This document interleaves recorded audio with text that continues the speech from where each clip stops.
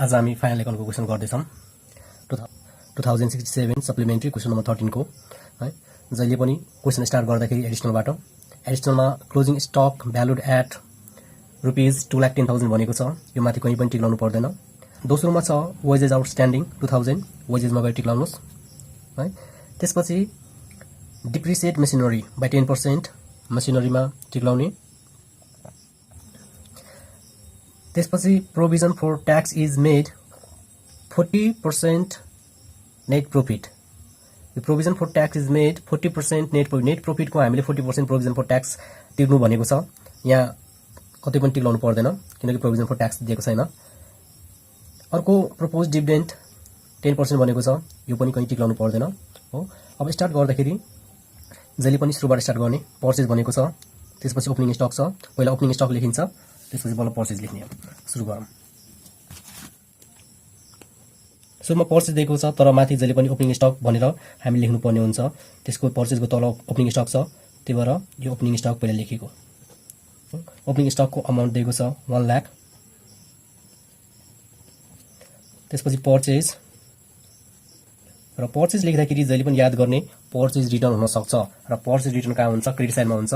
त्यसो भए खोज्ने क्रेडिट साइडमा। क्रेडिट साइडमा कतै पनि पर्चेज रिटर्न छैन भने पर्चेजको अमाउन्ट 3 लाख।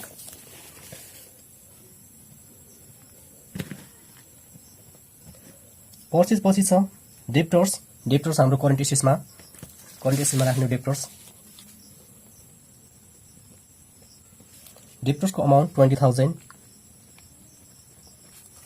डेप्टर्स पछि स्यालेरिज हाम्रो प्योर अकाउन्टमा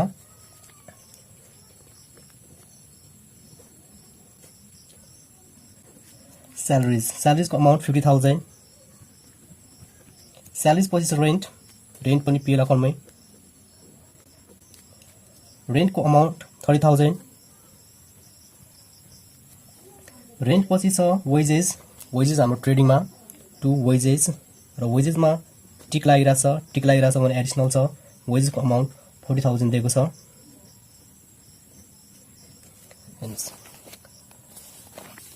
वेजेसमा टिक लागेको छ भन्नुको मतलब एडिसनल छ र वेजेसको एडिसनल वेजेस आउटस्ट्यान्डिङ रुपीज 2,000 भनेको छ। सो आउटस्ट्यान्डिङ वेजेस एड हुन्छ, त्यसले एड गर्ने आउटस्ट्यान्डिङ वेजेस भनेर 2,000 एड गर्नु भयो भने 42,000। एडिसनल दुई ठाउँमा पछि लेख्छु भनेर रोकिने होइन, कुर्ने होइन, जे आउँछ मजाले पचाउँछ है।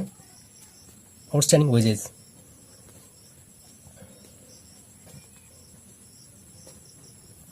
2,000। वेजेस पछि छ मसिनरीमा पनि टिक लागिरहेछ। मसिनरी हाम्रो फिक्स एसेट्समा। मसिनरीको अमाउन्ट 2 लाख। मसिनरीको एडिसनल के त? डिप्रिसिएट मेसिनरी बाई 10% भनेको छ। डिप्रिसिएसन लेस हुन्छ।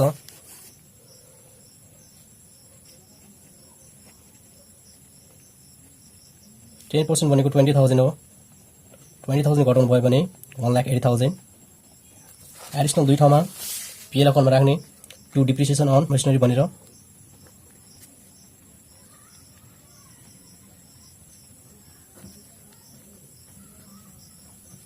मसिनरी पछि छ डिभिडेन्ड। हेर्नुहोस् डिभिडेन्ड्स 2064 भनेको छ 10,000। डिभिडेन्ड हाम्रो पिएल एप्रोप्रिएसन अकाउन्टमा।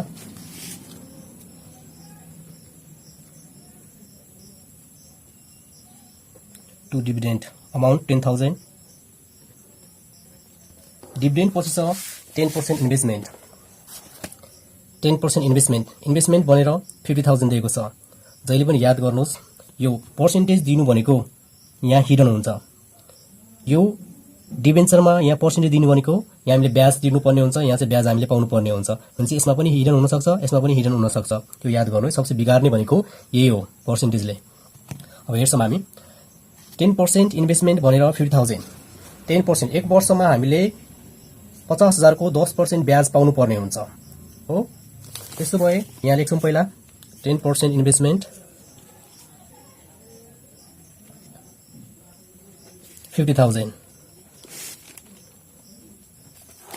अब ब्याज पाएको छ कि नाइ भनेर हेर्नु पर्यो क्रेडिट साइडमा। हेर्नुस् इन्ट्रेस्ट अन इन्भेस्टमेन्ट भनेर दिएको छ 2000 हो, तर हामीले ब्याज पाउनु पर्ने 5000 हो, तर कति मात्र पाएको छ 2000 मात्र पाएको छ भनेपछि पाउन बाँकी कति रहेछ 3000 अझै पाउन बाँकी रहेछ। अहिले लेखिदिए हुन्छ, अहिले लेखिदिँदा हुन्छ है, पछि बिर्सियो भने। By interest on investment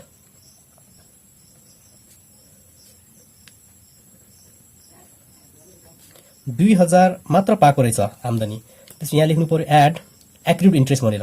एक्रुड interest भनेको आउन बाँकी, आउटस्ट्यान्डिङ, ACCRUD एक्रुड इन्ट्रेस्ट 3000 अझै आउन बाँकी छ, अनि बल्ल हाम्रो यो 5000 हुन्छ। एक वर्षको हाम्रो ब्याज पाउनु पर्ने भनेको 5000 रहेछ। यो एडिसनल दुई ठाउँमा, त्यो हिडन होस् कि जुनसुकै होस्, एक्रुड इन्ट्रेस्ट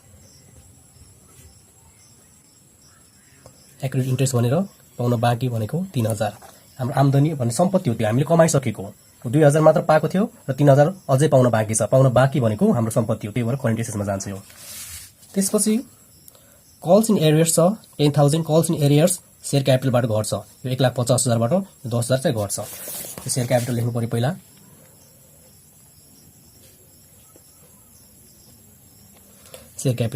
शेयर क्यापिटलको अमाउन्ट दिएको छ 1,50,000 भित्र लेखेको, किनकि कल्स इन एरियर्स लेस गर्नुपर्ने हुन्छ। कल्स इन एरियर्स 10,000 दिएको छ, 10,000 घटाउनु भयो भने 1,40,000। कल्स इन एरियर्स भनेको पैसा नआउनु हो। अब कल्स इन एरियर्स पछि छ ब्याड डेप्ट हाम्रो पिएल अकाउन्टमा। ब्याड डेप्सको अमाउन्ट 2000। ब्याड डेप्स पछि छ इन्ट्रेस्ट अन डिबेन्चर, अर्को आयो हाम्रो यहाँ हिडन हुन सक्ने इन्ट्रेस्ट अन डिबेन्चर।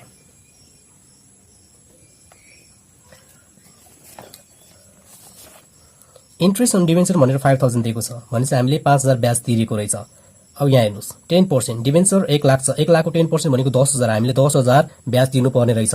तर यहाँ चाहिँ कति मात्र तिरेको रहेछ 5000 मात्र तिरेको रहेछ भने 5000 अझै तिर्न बाँकी रहेछ। यहाँ पनि हिडन एडिसनल छ, यो हाम्रो 5000 तिरेको हो र तिर्न बाँकी भनेको आउटस्ट्यान्डिङ, एड गर्ने आउटस्ट्यान्डिङ इन्ट्रेस्ट भनेर।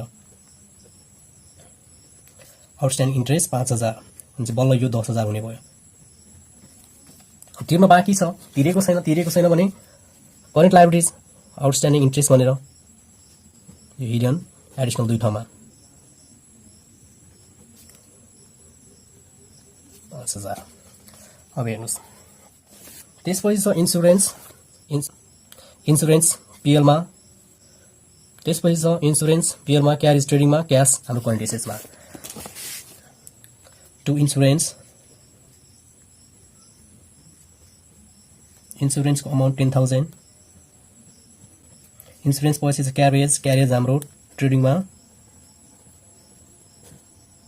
क्यारेजको अमाउन्ट दिएको छ 8,000। क्यारेज पछि छ क्यास हाम्रो करेन्ट एसेट्स, क्यासको अमाउन्ट 7,000। डेबिट साइडको हाम्रो सक्यो। अब पालो क्रेडिट साइडमा सुरुमा सेल्स दिएको छ। सेल्स लेख्दाखेरि हामीले सेल्स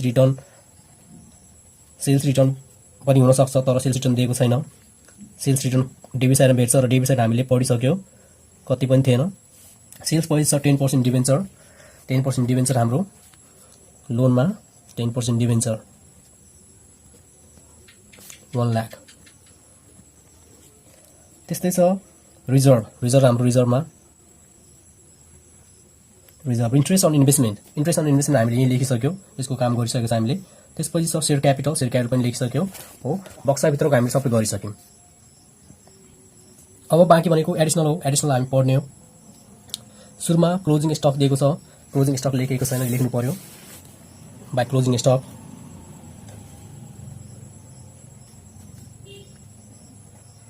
एमाउन्ट 2,10,000।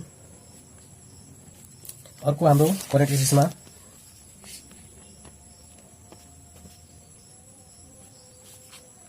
$2,10,000।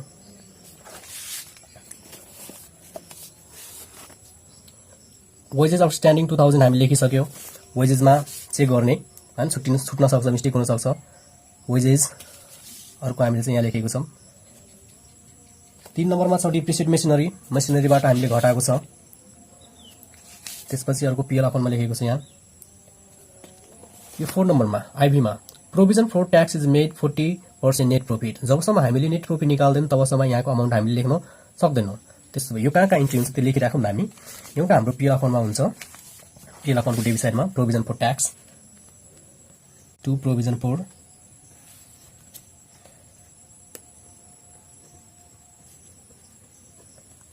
ट्याक्स भनेर एडिसनल हो। एडिसनल हाम्रो दुई ठाउँमा, अर्को आउँछ हाम्रो यहाँ प्रोभिजन फर ट्याक्स भनेर। अमाउन्ट अहिले थाहा छैन तर हामी लेखिरहेको छौँ यो दुई ठाउँमा। लास्टमा छ प्रपोज डिभिडेन्ड 10%। यो हाम्रो पिएल एप्लिकेसनको डेबिट साइडमा टु प्रपोज डिभिडेन्ड।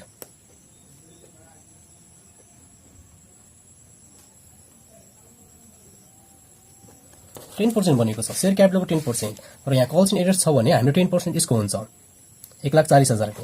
त्यसो 1,40,000 को 10% भनेको 14,000। अर्को हाम्रो प्रोभिजन प्रपोज डिभिडेन्ड यहाँ हुन्छ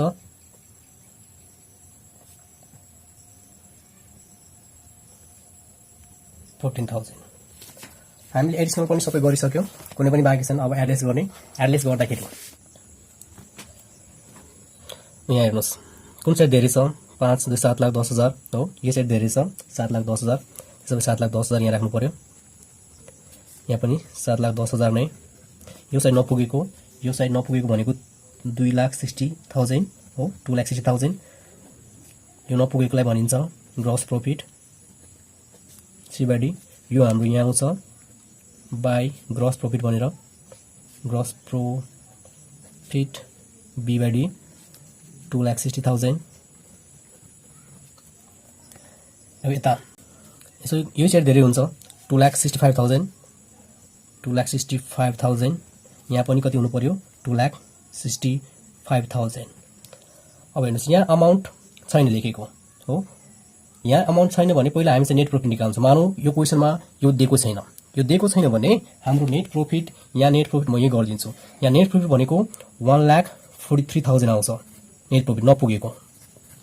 अनि के भन्दैछ क्वेसनले एडिसनलमा कि जुन नेट प्रॉफिट आउँछ नि, जुन नेट प्रॉफिट आउँछ त्यसको चाहिँ 40% हामीले ट्याक्स तिर्ने रे हो। अनि जुन हामीले ट्याक्सको अमाउन्ट आउँछ, यो हाम्रो नेट प्रॉफिट आएको भनेको 1,43,000 हो। त्यसो यसको हामीले 40% ट्याक्स तिर्दिने। यसरी 100 डिभाइड गर्नुभयो भने यहाँ अमाउन्ट आउँछ 57,200। अनि हाम्रो यो प्रोभिजन फर ट्याक्स हाम्रो हुने भयो 57,200। यो हाम्रो हुने भयो यहाँ 57,200। बुझ्नु भएको छैन भने फेरि पनि म भनिदिन्छु। यो क्वेसन मानौ यो क्वेसनमा यो दिएकै छैन, प्रोभिजन फर ट्याक्स छैन भने नेट प्रॉफिट यति हुने भयो 1,43,000। अनि नेट प्रॉफिटमा हामीले 40% चाहिँ ट्याक्स तिर्ने, 40%लाई हामीले गर्यो भने 57,200 आउँछ। अब चाहिँ नेट प्रॉफिट निकाल्ने। अब हामीले नेट प्रॉफिट गर्यो भने फेरि हामीले एटलिस्ट किन गर्ने हो, हामीले यो 1,43,000 मा हामीले यति घटाइदियो भने सिधै आउँछ हामीलाई 85,800 आउँछ। अनि यो 85,000 भने यो 85,800 भनेको हाम्रो यहाँ हुने भयो। ल हेर्नुहोस् यहाँ त ब्यालेन्स बीवाडी छँदै छैन। ब्यालेन्स बीवाडी छैन भने अघि नै मैले यहाँ जुन रिजर्भ लेखेको थिएँ नि, अमाउन्ट मैले लेखिन, रिजर्भ छैन भने यो रिजर्भलाई चाहिँ हामी बाई ब्यालेन्स बीवाडी मान्छौँ हो। त्यसो मैले यहाँ चाहिँ यसलाई हटाइदिएँ, यो रिजर्भलाई चाहिँ बाई ब्यालेन्स, किनकि फ्युल एप्रोप्रिएसन अकाउन्ट दिएको छैन। अरूहरूमा हाम्रो फ्युल एप्रोप्रिएसन अकाउन्ट हुन्थ्यो नि, यसमा दिएको छैन भने हामीले रिजर्भलाई चाहिँ मान्छौँ बाई ब्यालेन्स बीवाडी, बाई ब्यालेन्स बीवाडी। हुन पनि रिजर्भ हामीले त्यहाँ लेखेको भने पनि एन्सर हाम्रो मिल्थ्यो, के फरक पर्दैन। ब्यालेन्स बीवाडी हाम्रो रिजर्भको अमाउन्ट दिएको छ 20,000। यो net profit by net profit हाम्रो 85,800। अब जोड घटाउ गर्नुभयो भने यहाँ हुन्छ हाम्रो 1,05,800। यो साइड पनि कति हुनु पर्यो 1,05,800। यहाँ नपुगेको बाई ब्यालेन्स सी/डी नपुगेको अमाउन्ट 81,800। यसलाई हटाएर हामी PL appropriation account 81,800। Authorise capital छैन। अब हामीले एडलेस गर्यो भने दुईटै बराबर आउनु पर्यो। लाइब्रेरी साइडमा आउँछ 4,70,000 4,70,000 यो साइड पनि कति हुनु पर्यो 4,70,000 नै हुनु पर्यो 4,70,000 यहाँ अलिकति नबुझ्ने भनेको यही मात्र थियो जुन प्रोभिजन फर ट्याक्स प्र्याक्टिस गर्नुस् जति पनि आउँछ हस् त